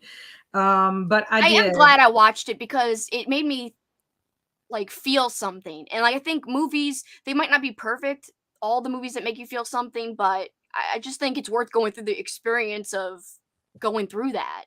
Well, again, it's like put yourself in that situation because Silent Night is a realistic situation. Yeah. You know what I'm saying? It's not like there's Yes. monsters in it, or Right. whatever. It could happen. It could happen. That's why I think it impacted me so much is that it could really happen. And what Exactly. would you do in that situation? Who would you want to be with? Would you respect another person's decision if they didn't agree with what you wanted to do. Yeah. Would you want to, I don't know. That's all I can say about that. But before we move on, I did have one little note about Devil's Pass that I forgot to Oh, say. go ahead. Yeah, go ahead. The director, I think you might be surprised by this. The director of Devil's Pass is Rennie Harlin. He's a Finnish film director, producer, and writer. And he is famous for directing Die Hard 2. Really? Nightmare on Elm Street, Part 4, The Dream Master, as well as Cliffhanger with Sylvester Stallone. That's just a few of his movies. He's got a Wow. nice extensive list as well. But I just thought that was pretty interesting because I had never heard of him, and I'm always curious as who's directing, Yeah. because this is a more of a recent film compared to what he's done in the past. So anyway, thought that was pretty interesting. Very interesting. All right, so now we've gone through all of our movies we had in common, but we are going to quickly talk about the movies we didn't have in common. Do you want to do that before your tier ranking? Sure, yes. Okay, so do you want to go first? Because you have less, I think, that you watched that we didn't have in common. I think I have more, I think. All right, so let me get the screen up real quick. Hold on. Sorry, I got to do it all Look, from Andrew put scratch. Dream Master. Yeah, I saw that. Hold on, let's see. Window. Here we go. All right, here it comes. And go ahead, Kat. Tell us about your other movies. Okay, so this is why I was feeling a little depressed when I first started my marathon, because the third movie I watched was All My Friends Are Dead, and I hated this movie. It is comedy horror. It is not as bad as Ugly Sweater Party, but it is right close to it with that kind of humor. It is a Polish film, so you will need subtitles to understand what's going on. I thought it was terrible. Graphic sex. Some of it was irreverent. I think it deserves no stars, but I gave it a half. And the premise is that these friends gather for a New Year's Eve party, but they have some secrets that are exposed. And because of that, there's a terrible outcome. It's not my cup of tea. Like I said, I think I'm starting to realize the difference between, for me, what I consider a bad movie and a really bad movie. You know what I'm saying? Okay, so Andrew is like a movie expert, in my opinion, and he's seen a lot of like movie trash, sometimes in a good way, sometimes in a bad way. But oh my God, Andrew's like, I haven't even heard of All My Friends Are Dead. Andrew, well, if you want to watch no. trash, watch this trash, because it's so like, it's just ridiculous. I don't know. I didn't like it, but it's on the same level of Ugly Sweater Party, but better made, like better acting, kind of thing. And I ended up watching it to the end, but there were so many times I wanted to DNW it or DNF it or whatever you want to call it. I love that. But I plowed through and just was kind of like, okay, I'll just scrub my eyes and my ears. What was worse, Kat, this or Ugly Sweater Party? What is Ugly Sweater Party was worse. Okay. Worse. I mean, Ugly Sweater Party to me seemed like Billy Bob and Rufus Joe got their camcorder and went out in the woods and shot a really bad movie, like, because they're, let's make a film and we'll get famous. Well, at least I can honestly say that All My Friends Are Dead seemed like somebody with knowledge of film, shot it. It just wasn't my cup of tea. But the crazy thing is, IMDb 5.8 out of 10, Rotten Tomatoes 20%, and get this, Google users 60%. How? 60? Wow, that's kind of high. Wow. I know, crazy. So, like I said, it's just not my cup of tea, but somebody else might like it. You know what I'm saying? Andrew says few things are as terrible as Ugly Sweater Party. And I forgot, Andrew knew somebody in the movie somehow. That's true. I forgot about that. And by the way, hi Mers, how are you doing? I'm so happy to see you. I have to check out your channel. It's been so long. I've just been so busy. She hasn't seen it in a while, but she liked 30 Days of Night. I love 30 Days of Night. Yes. I know, Kat, when you get there, it's one of your favorites, I know. It is. So anyway, I'm going to talk about Red Snow first. Go ahead. This one was okay, not the best. It was just okay. The acting's not great. It was an interesting idea. It has to do with vampires. Basically, the main character, Olivia Romo, who's played by Denise Cisneros, finds this injured bat, and the injured bat ends up being a creature of the night, basically. It's a low budget indie film. I gave it 2.5 stars. I would not watch it again, just like I would not watch that All of the Friends thing is dead. I would not watch that again either. But I wouldn't say, I mean, it's comedy horror. So it wasn't to the point that, I mean, I can't say I watched it. The acting's not great. But it was just like one of those, like, okay, I watched it once. I don't ever have to watch it again. But I did think the ending was terrible. I mean, I thought it was just kind of dumb. You know what Right. I'm saying? So watch at your own risk if Yeah, you I try to would. watch I it. mean, but to me, it's like it's an interesting idea, and I do think that it just wasn't executed as well as it could have been, in my opinion. Right. Um, and then just to let you know, Red Snow, IMDb, 5.2 out of 10. Rotten Tomatoes is 75%, and Google users was 51%. That's So pretty high. yeah, not terrible. And I think it was on a list. It was one of these lists of good movies to watch around Christmas time, because it does take place at Christmas time. Oh. Um, let's see. And then my most favorite movie. Well, one of my most favorite I movies. mean, it's on your Letterbox homepage as one of your It favorites. is. I'm sorry. I just love this movie. In fact, I really need to go check out the graphic novel and see how awesome that is, because that's what it's based on. Of course, Yes. it's vampires, it's gory, it's disturbing. It takes place in such an isolated, cold place, sort of like The Thing. In fact, when my oldest son was in the Air Force, and he got sent to Fairbanks, Alaska for his base. And when I told him, I said, all I can tell you, babe, is please make sure you stay in during the 30 days of night. So, Yes. because you will be eaten by those vampires. He's about to go off and you're going to be eaten if you go outside.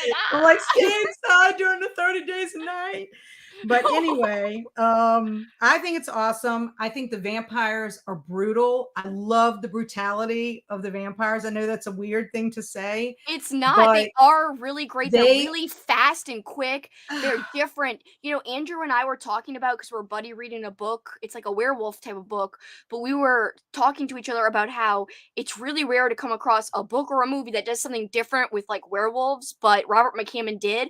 I think the same thing about 30 Days of Night. It's rare for a film, a graphic novel, a book to do something different with vampires, and 30 Days of Night does it. Like exactly, it's like, unique. my thing is, like, Hollywood romanticizes vampires. Like, they're going to put a spell on you and be all whatever. But Yeah. the vampires in here are just awesome, in my opinion. And then like what their thing is, like what they Yeah. do. And I don't know. I thought Danny Houston as the lead vampire is fabulous. I love the cast personally.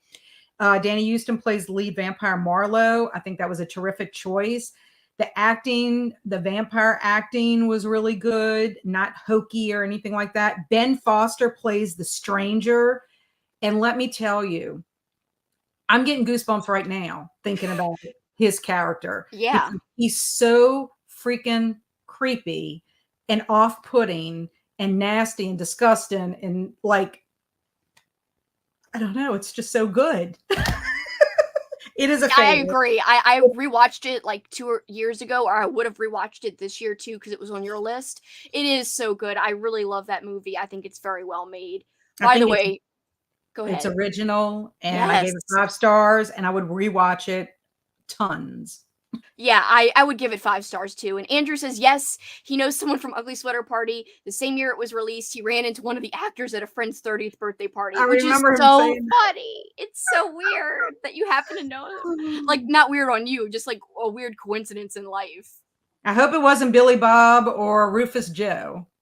The comic is by writer Steve Niles. His horror series, Welcome to Oxford, Wormwood, The Gentleman Corpse, and Criminal Macabre, are all enjoyable. That's good. Yeah. I loved it. The other thing is, I'm kind of surprised by its ratings, though. IMDb is 6.6 out of 10, which I think is decent. Rotten Tomatoes, 51%, which I thought was kind of low. And then Google users was 89%, which I think is good. I mean, that means that's high. Overall, people like the movie. So that was it for me. So I think once I got past those 3 really funky movies, the rest of my marathon was enjoyable. Yeah, but like still the other day when you were talking about your marathon, you're like, I'm gonna have to revamp it, or else we're gonna have to nix this. So you were focusing on the 3 bad ones at the start and remembering that's what it was. I was like, it scarred me terribly that's what's in my brain. But then as I was going through my stuff, I'm like, you know what? I really had a pretty decent one. I mean, I had some delightfully bad movies on mine. So if you want to hear about everything else I watched and be glad you didn't watch it with me, I can go through mine. Go through yours. Okay. Let's see what kind of cheese and corn you were watching. All right, so I don't have like any close-up pictures, but this is kind of non-horror, obviously. I only had a few non-horror movies. Meet Me in St. Louis. I know you had a whole list of non-horror, but I'll just shout out. I was watching that for a vlog. Black Christmas we watched on the Discord. So it was my first horror movie I watched for the marathon and for Christmas Evil. And it was fabulous. It was a rewatch. I'm wearing earrings right now hold on. I guess I'll try to put them up high.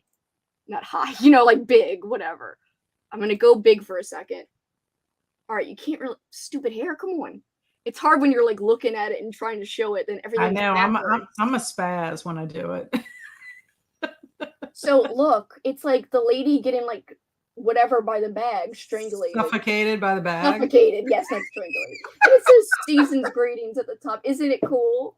I love that movie. You and I watched that a couple of years ago and talked about it. And I watched it again for the Discord. I was like, hell yeah, let's go. I wish I would have been able to join in because I really do enjoy that movie. It was very enjoyable. I wish you could have been there too. And I wish you could have been there for Christmas Evil because I made everyone watch Christmas Evil. And so that was like my 4th or 5th time watching it in like the span of... So glad I was spared Christmas Evil. You jerk. You made up an event you had to go to. You're like, ooh, I'm going to go do this readathon just to have an event and not watch Christmas Evil. No, I had a real event and I actually won a prize. I know. I'm just giving you grief. I was so bummed that you weren't there so I could like, harass you in the comments and be like, haha, you're watching it. Andrew was in the comments making the greatest like observations. It was wonderful. All right, then I watched another great bad movie, which is Jack Frost. Christmas Evil is not a great bad movie. It's just a great movie, in my opinion. But, everyone can agree to disagree. Haley Hughes, and she's got a pretty popular YouTube channel on BookTube. She's got like 14,000 subscribers. She was like, I'm watching Christmas Evil because Kelsey from Simon Slasher said to. And then she didn't like it. And I was like, damn it, she's Team Cat. She's anti-Christmas Evil. Anyway, Jack Frost was fun. It was ridiculous. It's about the serial killer who somehow gets reanimated as like a snowman. And he's almost impossible to kill, but that makes it even better. And it goes on, and you never think it's going to end, but it's still fun. Okay, so let me ask you, would I like that movie, Kelsey? You might have some fun. I don't know. If you didn't like Ginger Dead Man, then I guess not. Okay, I'm not putting that on my list. It's like Ginger Dead Man level. The Year Without a Santa Claus, another non-horror movie, fun, classic, claymation type of movie. Home Alone, classic. I got to see Home Alone played at the same time with a live orchestra. The Louisiana Philharmonic Orchestra played along to the movie. And also they brought in a children's choir and it was fantastic. That must have been amazing. It really was. It was like a highlight of the month for me. Then a low point of the month, I watched Elves, and you can only find it on YouTube. It's so bad. Definitely don't put this on your list, Kat. Is it bad like Ugly Christmas Sweater? Because I think I'm going to compare everything with Ugly Christmas Sweater. It's kind of in the same vein as Ugly Christmas Sweater, but it's not as bad as that. I would say it's better than Ugly Christmas Sweater. I mean, Okay. Ugly Christmas Party, whatever the hell it's right here and I can't even remember. Ugly Sweater Party. Ugly, I ugly keep calling sweater it the wrong party. name. This is like the 5th time I've called it the wrong name. I also watched Jack Frost 2, the sequel to Jack Frost, The Revenge of Mutant Killer Snowman. So somehow Jack Frost Name. follows them to a tropical climate, and how Oh my does he God. survive? But also he has these little snowball babies that are like evil, and it's really great actually. By the way, here is Andrew weighing in and saying that Elves is way better than Ugly Sweater Party, and Elves is a terrible movie. I agree with your assessment. Jack Frost is more fun. Yeah, I do think Jack Frost is fun. Way better than Elves. There is no way that Cat would like Jack Frost. Take Okay, Andrew's Andrew. advice. Okay, so I am trusting Andrew. I will not watch that movie. Yeah, I don't think if I tell you to, you'll be like, another movie I hate, Kelsey. In an evil voice like that. So then I watched a non-Christmas horror movie. I watched The Nutcracker with Macaulay Culkin just because I never saw the Macaulay version. It was okay. It's ballet, whatever. It was all right. It's ballet, whatever. I actually saw The Nutcracker live quite a few times because my friend Teresa's been in The Nutcracker. Mhm. And she's actually been in charge of putting on the production before, so I was familiar with it. But it was fun to see it like professionally done, like by the New York Ballet. Then I watched Gremlins. This was on the Discord. I know. I wish I would have watched that too It with was y'all. fun. It I was a love lot of Gremlins. fun. I love it. Lots of people commenting and having a good time on the Discord. And the last movie I watched that you haven't rewatched yet is The Shining. Of course, that's a classic. One of my favorite movies of all time. You could see here 5 stars. And it'll always be 5 stars for me. Yeah, so like Kelsey combines her Christmas winter list with horror and non-horror. I actually do 12 movies. It's the 12 nights or days of Christmas horror, and then I do 12 classic or traditional Christmas movies.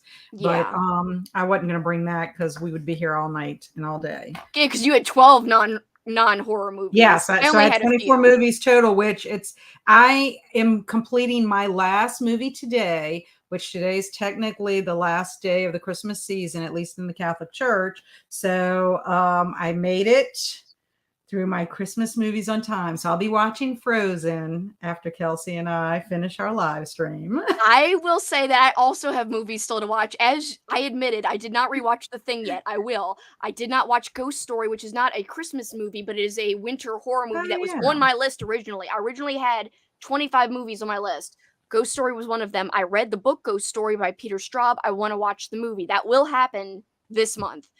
I also missed out on Silent Night, Deadly Night 5 and 4 because I originally had 5 on the list. Andrew watched 4 and 5 and said, you should watch 4 too. And so I was going to add 4, didn't get to either. I ran out of time, essentially. And I'm going to add them to next year. I already put them on a list for next year. So they're just being moved to next year.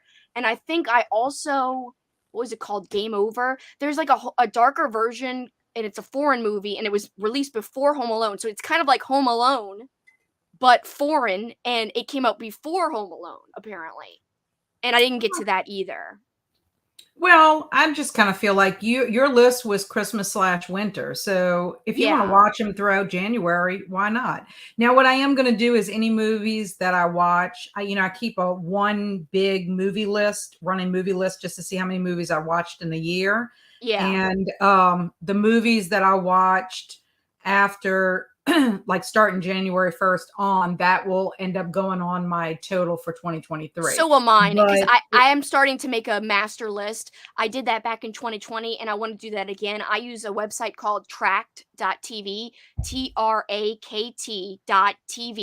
and I love it because you can make lists. You can count TV episodes, TV seasons, like if you want to do a whole season, or movies. Or all together, all of those things together, which is what I do. So I'm going to try to keep track of everything besides sports and like 60 Minutes, which I watch with Paul sometimes. But everything else I'm going to try to track, like episodes of shows, movies. That way I could see how many hours I watched TV, how many hours I watched movies. And I wish I had a way to easily keep track of BookTube because it'd be insane. how much booktube I watch, or YouTube in general, like ASMR. I watch a crazy amount. By the way, this is I like these comments here. Nutcracker needs a horror version. And then Murs says, yes, I would love a spooky and cursed Nutcracker. Oh my God, that would be so much cooler. Kind of like in the original. vein of Black Swan. Yes, yes, that would be so cool. I think that would be awesome. Yes, yes. Andrew says, I can't believe I missed Gremlins. I know, I wish you would have been there. It was my fault I didn't promote it like I should have. Do you want to build a snowman? Name him Jack Frost. I was down 20 movies this year from last year. And really? I think it's because I read more. You did read more, yeah. I wasn't terrible. Like 20 movies isn't that terrible. Okay, so do you want to rank them? I'm not going to rank mine, but you can rank yours. I'm just going to say I felt like my list was a success. If I could speak, that would be a success. It was awesome. I had a good time. I enjoyed my list. I didn't hate my movies. I didn't hate Ginger Dead Man. I had fun with the bad movies, the good bad movies. I don't know if I really can say that I hated. Did I say I hated Ginger Dead Man? Or did I you were all bashing it at first. You're like, bah, bah, bah, bah, bah. And I was like, no. But no, I will say that. No. I said just okay. Oh, okay. What did you say? Ugh. Oh, yeah, the Beast. Okay, the Day of the Beast. Ugh is the Beast. That one I actually put hated. No, I love that one. Anyway, okay. So how should I say my list? Should I go from the movie that I hated the most to the one that I loved the most? Yes, hated the most first, because everyone loves to hear you talk about the hate. So talk about the hate. Let's go. I should ask people, what do you think my bottom of the barrel movie was this year? Do you think people could guess? Yeah. Do you want to guess? Ugly Sweater Party, or whatever the hell it's called. Yes. So in 12th place as being the worst movie ever, Ugly Sweater Party. Worse than Rotten Tail, yes or no? Worse than Driller Killer, yes or no? Oh my God. I think it's worse than Driller Killer. No way. You hated Driller Killer. I did, but I hate Ugly Sweater Party more. Oh my God, that's hardcore. I think it's on like almost even footing with Rotten Tail. And so Driller Killer is above Rotten Tail and Ugly Sweater Party. I guess. Like I'm trying not to ever remember those movies. Yes. What about Leprechaun in the Hood? I would take Leprechaun in the Hood over this. Okay. Especially just because checking. The Leprechaun raps at the end. And because Ice-T is in it, and I love Ice-T. I like Ice-T too. So Ice-T is enough to be better than these other movies. Look at Andrew. Ugly Sweater Party. Yes, you're right, Andrew. Okay. Number 11, Day of the Beast. Did you hear that, Kelsey? How dare you? That's so sad. 10th place, All of My Friends Are Dead. I don't care about that. I don't have an attachment to that one, right. So that's okay. 9th place, The Ginger Dead Man. No! Hey, at least I gave it 2 stars. Yeah, I guess. 8th place, Red Snow. 7th you seriously put like Ginger Dead Man worse than Red Snow? No! I don't even know Red Snow, but still, come on.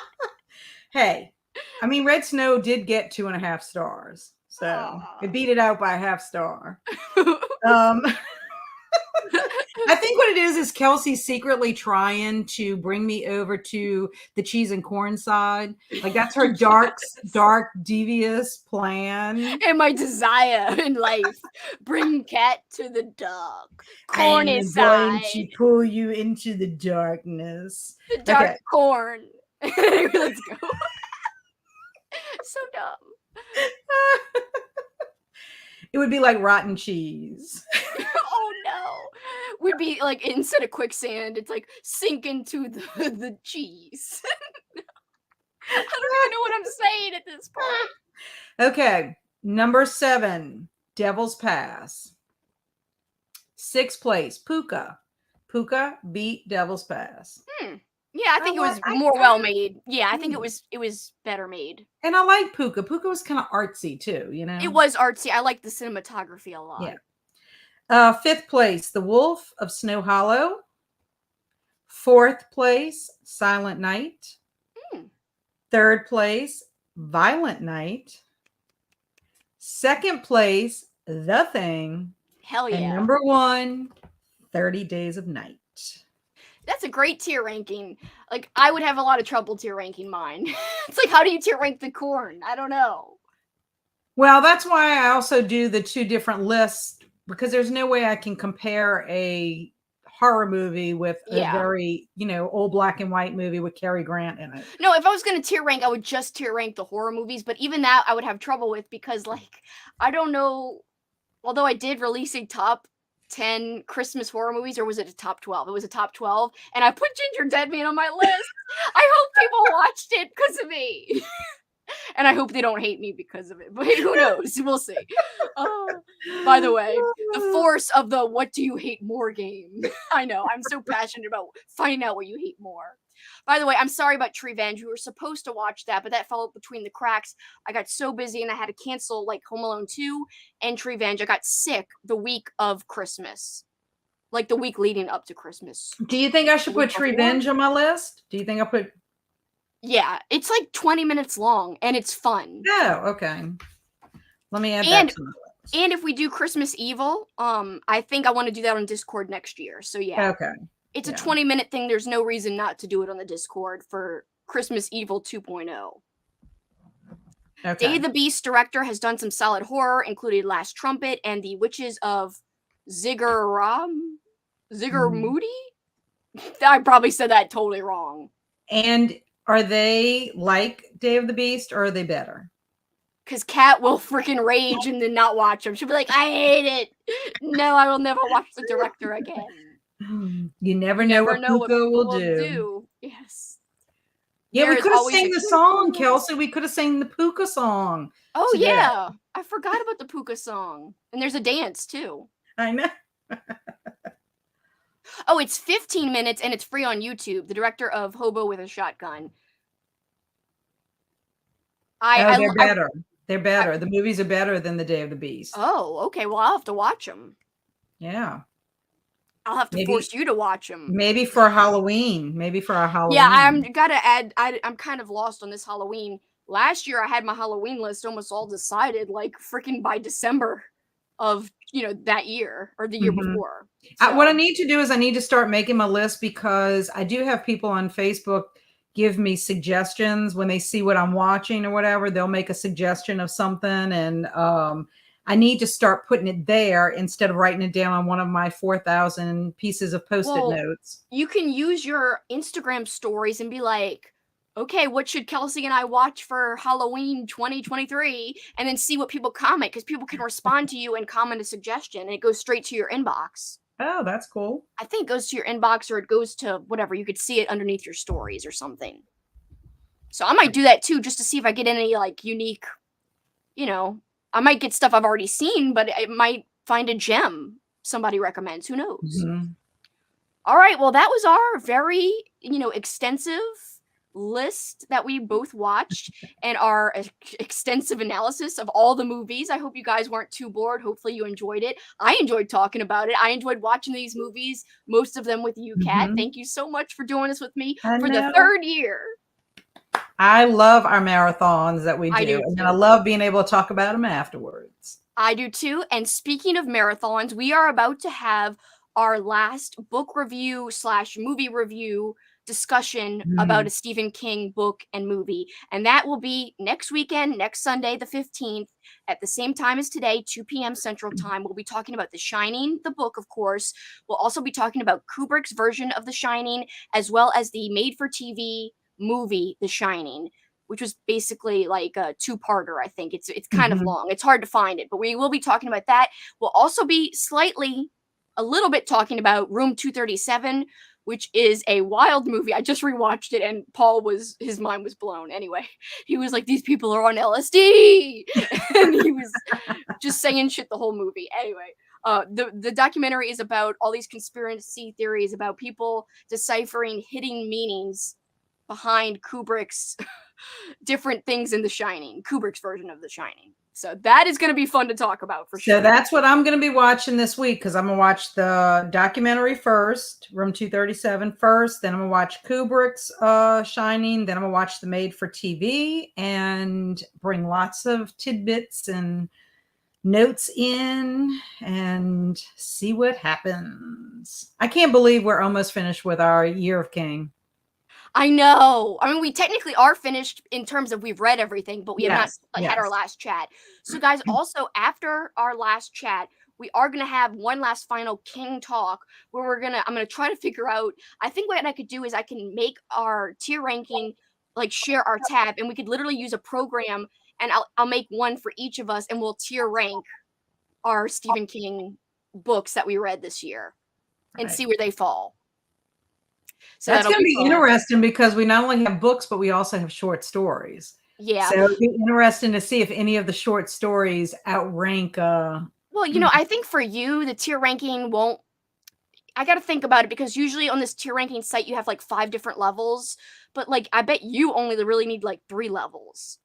Like, if you're going to think also, we're going to rank books and we're going to rank the movies, correct?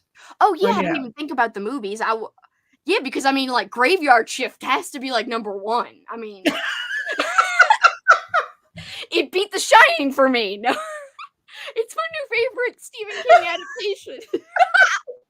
Darn, I thought it was going to be The Langoliers. No, man, The Graveyard Shift. That shit's badass. I love that movie. I want to rewatch it already. On Discord for Halloween, I want to watch it so bad. Yes, that would be funny. We got to do that on the Discord, especially the last shot of the film. That is so worth watching it just for that. Oh, you mean the Langoliers or the? Yeah, the Langoliers. Oh, you're talking about Graveyard Shift. Yeah. No, I would do either. Show over. Yes. Yes. Langoliers all the way for everything. That's the best of everything. I took off one earring for some reason and not the other. Anyway, thank you guys for joining us. We really appreciate it. Thanks for always letting us talk movies, even though I do mainly book talk here. I'm really glad to still keep up my movie talk, because movies really are my first love when it comes to entertainment, because I just grew up loving them. So thanks again, Kat, too. I always have so much fun with you. All right, but for this time, I think that's it for us. Till next time, Kat, what can they do? Keep on killing it. Keep on killing it. Bye, guys. Bye. Thank you. Thanks. Bye. Bye.